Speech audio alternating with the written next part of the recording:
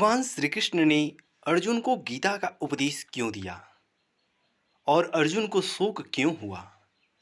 इस वीडियो में विस्तार पूर्वक बातें बताई गई हैं कि अर्जुन को शोक क्यों हुआ जब अर्जुन युद्ध के लिए युद्धभूमि में था और महाभारत कालीन सभी योद्धाओं में सर्वश्रेष्ठ था, तो उसे शोक क्यों हुआ।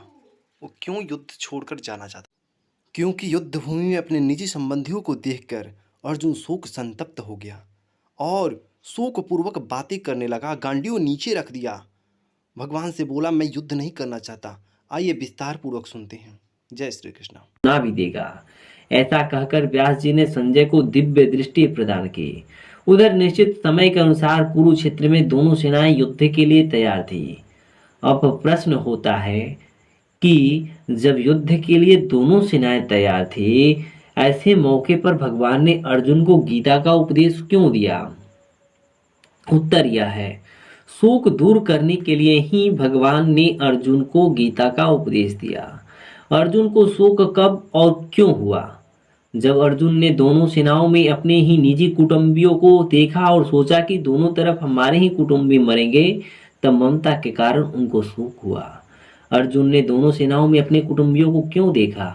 भगवान श्री कृष्ण ने जब दोनों सेनाओं के बीच में रथ खड़ा करके अर्जुन से कहा कि तुम युद्ध की इच्छा से इकट्ठे हुए इन कुरुवंशियों को देखो, तब अर्जुन ने अपने कुटुंबियों को देखा।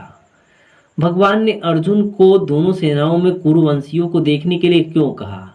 अर्जुन ने पहले भगवान से कहा था कि हे अच्युत, दोनों सेनाओं के बीच में मेरा रथ खड़ा करो, जिससे मैं देखूं कि यहाँ मेरे साथ दो हाथ करने वाले कौन हैं। अर्जुन ने ऐसा क्यों कहा। जब युद्ध की तैयारी के बाजे बजे, तब उत्साह में भरकर अर्जुन ने दोनों सेनाओं के बीच में रथ खड़ा करने के लिए भगवान से कहा। बाजे क्यों बजे। कौरव सेना के मुख्य सेनापति भीष्म जी ने जब सिंह की दहाड़ के समान गरजकर शंख बजाया, तब कौरव सेना के बाजे बजे और पांडव सेना के भी बाजे बजे। भीष्म जी ने शंख क्यों बजाया।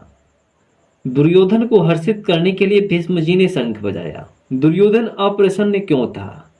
दुर्योधन ने गुरु द्रोणाचार्य के पास जाकर कहा कि आपके प्रतिपक्ष में पांडवों की सेना खड़ी है, इसको देखिए, अर्थात जिन पांडवों पर आप प्रेम स्नेह रखते हैं वे ही आपके विरोध में खड़ी हैं।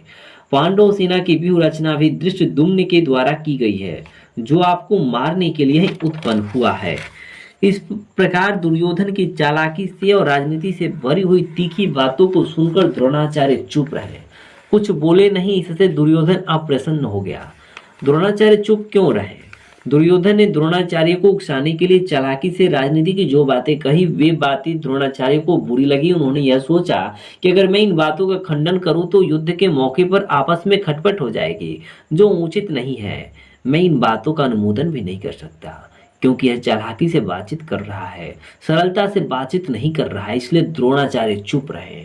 दुर्योधन ने ऐसा बातें कब कही और क्यों कही। दुर्योधन ने व्यूहकार खड़ी हुई पांडव सेना को देखकर गुरु द्रोणाचार्य को उकसाने के लिए ऐसी बातें कही। इसका वर्णन संजय ने धृतराष्ट्र के प्रति किया है। संजय ने यह वर्णन धृतराष्ट्र के प्रति क्यों किया। जब धृतराष्ट्र ने युद्ध की कथा आरंभ से विस्तार पूर्वक सुनना चाहा, तब संजय ने यह सब बातें धृतराष्ट्र से कही। धृतराष्ट्र ने संजय से क्यों सुनना चाहा। 10 दिन युद्ध होने के बाद संजय ने अचानक आकर धृतराष्ट्र से यह कहा कि कौरव पांडवों के पितामह शांतनु के पुत्र भीष्म मारे गए, जो संपूर्ण योद्धाओं में मुख्य और संपूर्ण धनुर्धारियों में श्रेष्ठ थे। ऐसे पितामह भीष्म आज सरसैया पर सो रहे हैं। इस समाचार को सुनकर धृतराष्ट्र को बड़ा दुख हुआ और वे विलाप करने लगे। फिर उन्होंने संजय से युद्ध का सारा वृतांत सुनाने के लिए कहा और पूछा, हे संजय, धर्मभूमि कुरुक्षेत्र में युद्ध की इच्छा से इकट्ठे हुए मेरे और पांडु के पुत्रों ने क्या किया। संजय बोले, उस समय व्यूह रचना से खड़ी हुई पांडवों की सेना को देखकर राजा दुर्योधन द्रोणाचार्य के पास गया और उनसे कहा कि हे आचार्य, आपने बुद्धिमान शिष्य द्रुपद पुत्र धृष्टद्युम्न के द्वारा व्यूह रचना से खड़ी की हुई पांडवों की इस बड़ी भारी सेना को देखिए। पांडवों की सेना में मैं किन किन को देखूं संजय। पांडवों की सेना में बड़े बड़े सूरवीर हैं जिनके बहुत बड़े बड़े धनुष हैं तथा बल में भीम के समान और युद्ध कला में अर्जुन के समान है। इनमें युधान, राजा विराट और महारथी द्रुपद भी हैं। धृष्टकेतु, चेकितान और पराक्रमी काशीराज भी है। पुरुजित कुंती भोज, ये दोनों भाई तब मनुष्यों में श्रेष्ठ दैव्य भी है। पराक्रमी योद्धा मनु और बलवान उत्मौजा भी है। सुभद्रा पुत्र अभिमन्यु और द्रौपदी के 5 पुत्र अभी भी हैं। ये सब के सब महारथी हैं। पांडव सेना के सूरवीरों का नाम तो तुमने बता दिया, पर अपनी सेना के सूरवीर कौन कौन है संजय? हे द्विजोतम, हमारी सेनाओं में जो विशेष विशेष पुरुष हैं उन पर भी ध्यान दीजिए। आप द्रोणाचार्य, पितामह भीष्म, कर्ण, संग्राम विजयी कृपाचार्य, अश्वत्थामा, विकर्ण और सोमदत्त का पुत्र भूरिश्रवा तथा इनके सिवाय और भी बहुत से सूरवीर हैं जिन्होंने मेरे लिए अपने जीवन की इच्छा भी त्याग कर दिया है और जो अनेक प्रकार के अस्त्र शस्त्र चलाने में निपुण तथा युद्ध कला में अत्यंत चतुर है। दोनों सेनाओं के प्रधान योद्धाओं को दिखाने के बाद दुर्योधन ने क्या किया संजय? दुर्योधन ने अपने मन में विचार किया कि उभय पक्षपाती भीष्म के द्वारा रक्षित हमारी सेना पांडव सेना पर विजय करने में असमर्थ है और निज पक्षपाती भीम के द्वारा रक्षित पांडवों की सेना हमारी सेना पर विजय करने में समर्थ है। मन में ऐसा विचार करने के बाद दुर्योधन ने क्या किया? उसने सभी सूरवीरों से कहा कि आप सबके सब लोग अपने अपने मोर्चे पर दृढ़ता से स्थित रहते हुए पितामह भीष्म को चारों ओर से रक्षा करें। अपनी रक्षा की बात सुनकर भीष्म जी ने क्या किया? पितामह भीष्म ने दुर्योधन को प्रसन्न करते हुए सिंह के समान गरजकर बड़े जोर से शंख बजाया। भीष्म जी के द्वारा शंख बजाने के बाद क्या हुआ संजय? भीष्म जी ने तो दुर्योधन को प्रसन्न करने के लिए ही शंख बजाया था, पर कौरव सेना ने इसको युद्धारंभ की घोषणा ही समझी। अतः भीष्म जी के शंख बजाते ही कौरव सेना के शंख, भेरी, ढोल, मृदंग आदि बाजे एक साथ बज उठे। उनका शब्द बड़ा भयंकर हुआ। कौरव सेना के बाजे बजने के बाद क्या हुआ संजय? कौरव सेना के बाजे बजने के बाद पांडव सेना के बाजे बजने चाहिए थे, पर उस सेना को कोई आज्ञा नहीं मिली। तब सफेद घोड़ों से युक्त महान रथ पर बैठे हुए भगवान श्री कृष्ण ने पांचजन्य नामक, अर्जुन ने देवदत्त नामक दिव्य शंख को बड़े जोर से बजाया। उसके बाद भीम ने पौंड्र नामक, युधिष्ठिर ने अनंत विजय नामक, नकुल ने सुघोष नामक और सहदेव ने मणिपुष्पक नामक अलग अलग शंख बजाए। फिर और किसने शंख बजाए? हे राजन, फिर पांडव सेना के श्रेष्ठ धनुष वाले काशी राज महारथी शिखंडी, धृष्टद्युम्न, राजा विराट, अजय, सात्यकी, राजा द्रुपद, द्रौपदी के 5 पुत्र और महाबाहु सुभद्रा पुत्र अभिमन्यु, इन सभी महारथियों ने अपने अपने शंख बजाए।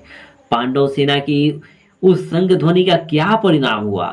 पांडव सेना की शंख की उस भयंकर ध्वनि ने आकाश और पृथ्वी को गुंजाते हुए अन्याय पूर्वक राज्य हड़पने वाले कौरवों के हृदय विदीर्ण कर दिए। कहते हैं कोई अपने निजी संबंधी और कुटुंबियों से युद्ध और झगड़ा नहीं करना चाहता, तो भला अर्जुन ऐसा कैसे कर सकते थे? जब उन्होंने अपने निजी संबंधियों को देखा तो शोक संतप्त हो गए। अगर उनके साथ भगवान नहीं होते तो शायद अर्जुन युद्ध के लिए तैयार नहीं होते। आइए सुनते हैं किस किस प्रकार की बातें अर्जुन बोल रहे हैं। जय श्री कृष्ण। संपूर्ण राजाओं के सामने रथ को खड़ा करके कहा कि हे पार्थ, इन इकट्ठे हुए कुरुवंशियों को देख। भगवान के ऐसा कहने पर क्या हुआ?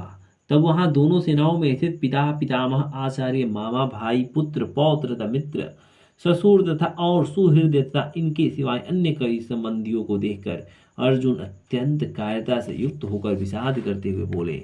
अर्जुन क्या बोले संजय? अर्जुन बोले, हे कृष्ण, अपने खास कुटुंबियों को युद्ध के लिए सामने खड़े हुए देखकर मेरे सब अंग शिथिल हो रहे हैं।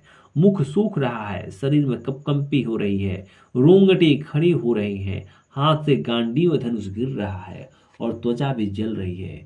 मेरा मन भ्रमित हो रहा है और मैं खड़े रहने में भी असमर्थ हो रहा हूँ। इसके सिवाय और क्या देख रहे हो अर्जुन? हे केशव, मैं शकुनों को भी विपरीत देख रहा हूँ और युद्ध में इन कुटुंबियों को मारकर कोई लाभ भी नहीं हो रहा है, लाभ भी नहीं देख रहा हूँ। इनको मारे बिना राज्य कैसे मिलेगा? हे कृष्ण, मैं न तो विजय चाहता हूँ, न राज्य चाहता हूँ और न सुखों को ही चाहता हूँ। हे गोविंद, हम लोगों को राज्य से, भोगों से अथवा जीने से भी क्या लाभ? तुम विजय आदि क्यों नहीं चाहते? हम जिनके लिए राज्य भोग और सुख चाहते हैं वे ही ये सब के सब लोग अपने प्राणों की और धन की आशा को छोड़कर युद्ध के लिए खड़े हैं। वे लोग कौन है अर्जुन? आचार्य, पिता, पुत्र, पितामह, माता, मामा, ससुर, पौत्र, साले तथा और भी बहुत संबंधी हैं। ये ही लोग अगर तुम्हें मारने के लिए तैयार हो जाए तो ये भले ही मुझे मार डाले, पर हे मधुसूदन, मुझे त्रिलोक की राज्य मिल जाए तो भी मैं इनको मारना नहीं चाहता। फिर पृथ्वी के राज्य के लिए तो कहना ही क्या है। अरे भैया, राज्य मिलने पर तो बड़ी प्रसन्नता होती है, क्या तुम उसको भी नहीं चाहते? हे जनार्दन, इन धृतराष्ट्र संबंधियों को मारकर हमें क्या प्रसन्नता होगी, जो कि हमारे भी संबंधी हैं। इन आतताइयों को मारने से तो हमें पाप ही लगेगा। इसलिए हे माधव, इन धृतराष्ट्र संबंधियों को हम मारना नहीं चाहते, क्योंकि हे माधव, अपने कुटुंबियों को मारकर हम कैसे सुखी हो सकती हैं। ये तो तुम्हें मारने के लिए तैयार ही है, तुम ही पीछे क्यों हट रहे हो? महाराज, इनको तो लोभ के कारण विवेक विचार लुप्त हो गया है, इसलिए ये दुर्योधन आदि कुल के नाश से होने वाले दोष को और मित्रद्रोह से होने वाले पाप को नहीं देख रहे हैं। तो भी है जनार्दन, कुल के नाश से होने वाले दोष को जानने वाले हम लोगों को तो इस पाप से बचना ही चाहिए। अगर कुल का नाश हो भी जाए तो क्या होगा? कुल का नाश होने पर सदा से चले आए कुल धर्म नष्ट हो जाता है। कुल धर्म के नष्ट होने पर क्या होता है? कुल धर्म के नष्ट होने पर संपूर्ण कुल में अधर्म फैल जाता है। अधर्म के फैल जाने से क्या होता है? अधर्म के फैल जाने से कुल की स्त्रियां दूषित हो जाती है। स्त्रियों के दूषित होने से क्या होता है? स्त्रियों के दूषित होने से वर्ण संकर पैदा होता है। वर्ण संकर पैदा होने से क्या होता है? यह वर्ण संकर कुल घातियों को और संपूर्ण कुल को नरक में ले जाने वाला होता है तथा पिंड और पानी न मिलने से उनके पितर भी अपने स्थान से गिर जाते हैं। इन वर्ण संकर पैदा करने वाले दोषों से कुल घातियों के सदा से चलते आए कुल धर्म और जाति धर्म दोनों नष्ट हो जाते हैं। जिनके कुल धर्म नष्ट हो जाते हैं उन मनुष्यों का क्या होता है? हे जनार्दन, उन मनुष्यों को बहुत समय तक नरकों में निवास करना पड़ता है, ऐसा हम सुनते आए हैं। युद्ध के ऐसे परिणामों को जब तुम पहले से ही जानते हो तो फिर तुम युद्ध के लिए तैयार ही क्यों हुए? यह तो बड़ी आश्चर्य और खेद की बात है कि हम लोग बड़ा भारी पाप करने का निश्चय कर बैठे हैं, जो कि राज्य और सुख के लोभ से अपने कुटुंबियों को मारने के लिए तैयार हो गए हैं। अब तुम क्या करना चाहते हो? मैं अस्त्र शस्त्र छोड़कर युद्ध से हट जाऊंगा। अगर मेरे द्वारा ऐसा करने पर भी हाथों में शस्त्र लिए हुए दुर्योधन आदि मुझे मार दे तो वह मारना भी मेरे लिए बड़ा हितकारक होगा। ऐसा कहने के बाद अर्जुन ने क्या किया संजय? संजय बोले, ऐसा कहकर शोक से व्याकुल मन वाले अर्जुन ने बाण सहित धनुष का त्याग कर दिया और रथ के मध्य भाग में बैठ गए। आइए अगले वीडियो में जानने का प्रयास करते हैं कि भगवान ने अर्जुन के शोक को दूर करने के लिए किन बातों को कहा। वो अनमोल विचार जो आज भी संपूर्ण मानव जाति का कल्याण कर रहा है। जय श्री कृष्णा, राधे राधे, बने रहिए आप।